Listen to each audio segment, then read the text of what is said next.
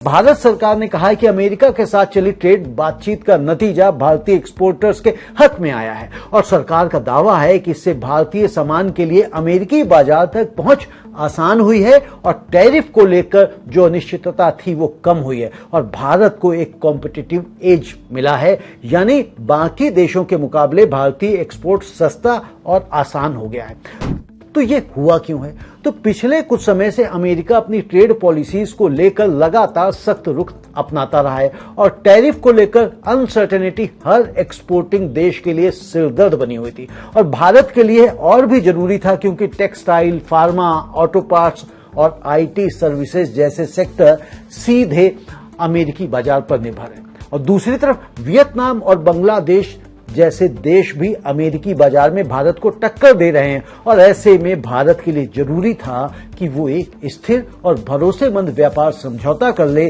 ताकि लंबी अवधि की प्लानिंग की जा सके।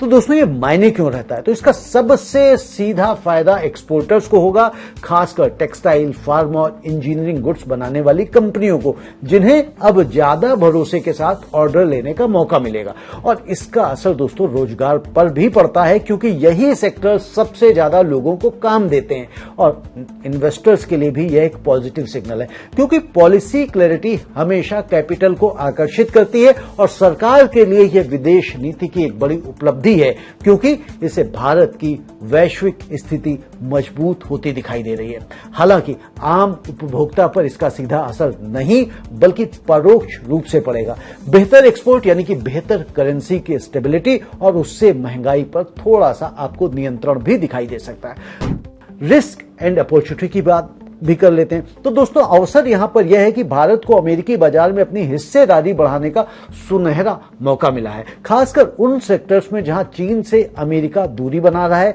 लेकिन जोखिम यह है कि ऐसे व्यापार समझौते अक्सर पूरी तरह से लिखित और स्थायी नहीं होते। राजनीतिक बदलाव या फिर अमेरिकी चुनाव माहौल इसे कभी भी प्रभावित कर सकता है, इसलिए इसे गारंटी नहीं बल्कि एक अपॉर्चुनिटी की तरह देखना चाहिए, एक अपॉर्चुनिटी विंडो की तरह देखना चाहिए जिसका फायदा हमें तेजी से उठाना जरूरी है। लॉन्ग टर्म इंपैक्ट की अगर दोस्तों हम बात करें तो अगले एक महीने में इसका असर अगर आप देखेंगे तो एक्सपोर्ट ऑर्डर बुकिंग में दिखाई देगा, अगर चीजें